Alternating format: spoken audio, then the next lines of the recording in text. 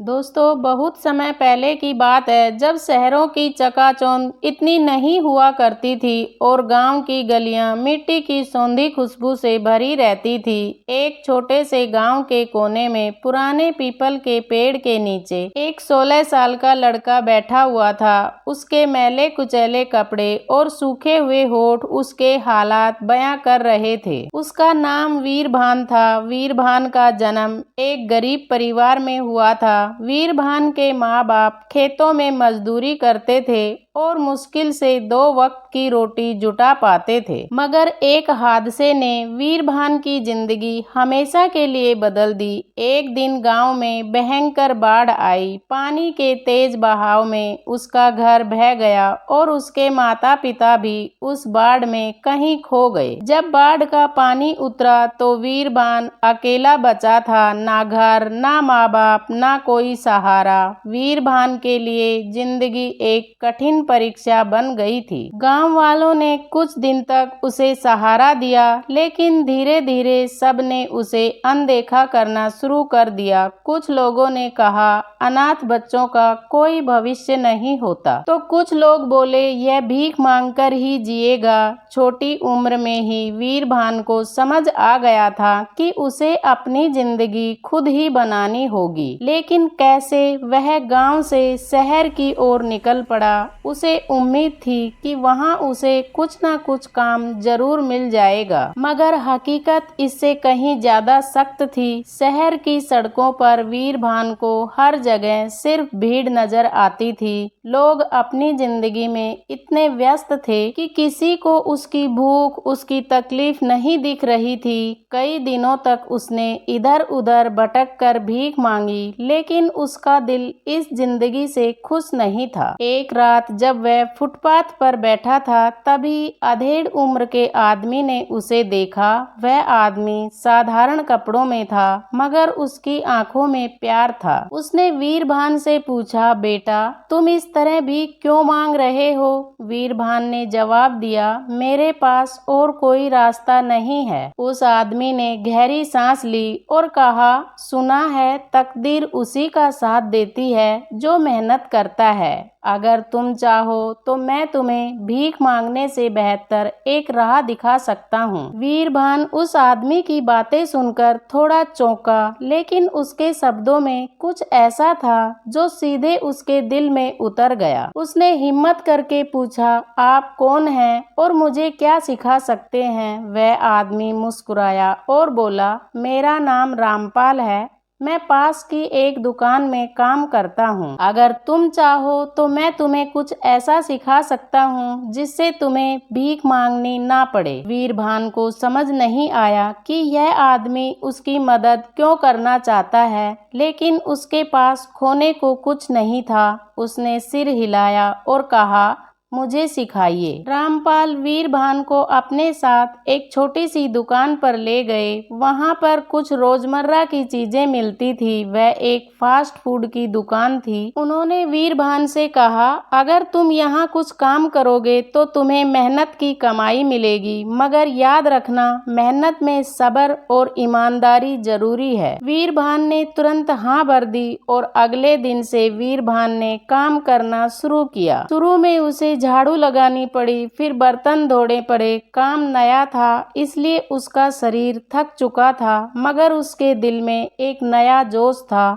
जब दिन खत्म हुआ तो दुकानदार ने वीरभान को रुपये और गरम रोटी दी। यह पहली बार था जब वीरभान ने अपनी मेहनत की कमाई देखी थी। उसने वह रोटी अपने हाथ में ली और उसकी खुशबू को महसूस किया और सोचा, भीख में मिले सूखे टुकड़ों से कितनी अलग है। रामपाल सब देख रहे थे। उन्होंने कहा, देखा, मेहनत का स्वाद भी अलग होता है। अभी यह तो बस शुरुआत है। असली काम तब शुरू होगा जब तुम खुद अपने पैरों पर खड़े होने की ठान लोगे। वीरभान ने उस दिन फैसला कर लिया कि अब वो ये भीख नहीं मांगेगा, बल्कि मेहनत करेगा। वीरभान ने दुकान पर काम करना जारी रखा, लेकिन जल्दी ही उसे एहसास हुआ कि सिर्फ झाड़ू लगाने और बर्तन धोने से उसकी जिंदगी नहीं बदलेगी। वह और सीखना चाहता था और यही सोचकर उसने रामपाल से पूछा,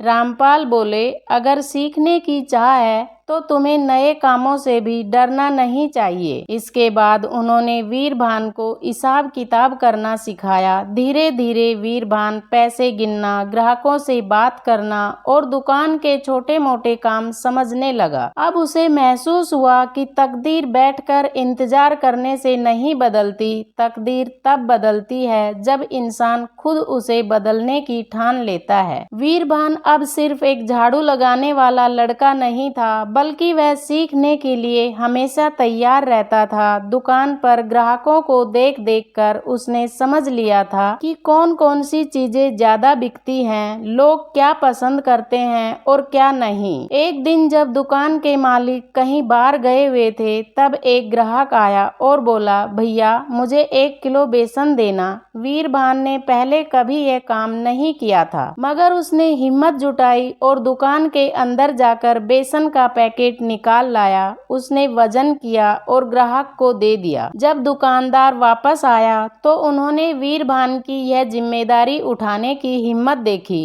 और खुश होकर बोले, तुम तो तेजी से सीख रहे हो, अगर ऐसे ही मेहनत करोगे तो बहुत आगे जाओगे। वीरभान ने यह सुना तो उसके अंदर एक अजीब सी खुशी दौड़ गई। दिन बीतते गए और वीरभान दुकान के हर काम में निपुण होता जा रहा था, लेकिन सफलता की राह में हमेशा कठिनाइयां भी आती हैं। एक दिन दुकान में बहुत भीड़ थी। वीरभान ने जल्दी जल्दी काम करते हुए ग्राहक को गलत चीज थमा दी। ग्राहक नाराज हो गया और उसने दुकानदार से शिकायत कर दी। दुकानदार ने गुस्से में वीरभान से कहा, अगर दुकान संभालनी नहीं आती तो यह काम मत करो। वीरभान का दिल टूट गया। उसने सोचा, क्या मैं सच में इस लायक नहीं कि कुछ बड़ा कर सकूं? रामपाल ने उसकी उदासी देखी और उसे पास बुलाया। उन्होंने कहा, बेटा, असफलता का मतलब यह नहीं कि तुम हार गए। असली जीत वही होती है जो गिरने के बाद भी खड़े होने की हिम्मत करे। यह सुनकर वीरभान की आंखों में एक नई चमक आ गई। उसने मन में ठान लिया कि अब वह पहले से भी बेहतर काम करेगा। अब वीरभान न सिर्फ ग्राहकों को सामान देने लगा, बल्कि यह भी सीखने लगा कि दुकान कैसे चलाई जाती है। वह दुकान के मालिक से हर दिन नई बातें पूछता और सीखता। एक दिन उसने रामपाल से पूछा, क्या मैं भी कभी अपनी खुद की दुकान खोल सकता हूँ? रामपाल मुस्कुराए और बोले, अगर तुम मेहनत और धैर्य रखोगे तो कुछ भी असंभव नहीं, मगर तुम्हें खुद पर विश्वास करना होगा और थोड़ा धैर्य रखना होगा। वीरभान ने ठान लिया कि वह सिर्फ किसी और की दुकान पर काम नहीं करेगा, बल्कि अपनी खुद की दुकान खोलेगा। लेकिन इसके लिए उसके पास पैसे नहीं थे। अब अगला सवाल था, पैसे कैसे जुटाए जाएं? अब वीरभान के मन में एक नया सपना जन्म ले चुका था, अपनी खुद की दुकान खोलने का सपना। लेकिन यह सपना पूरा करना आसान नहीं था। उसके पास ना तो पैसे थे और न ही कोई जमीन, लेकिन उसने ठान लिया था कि अब वह हार नहीं मानेगा।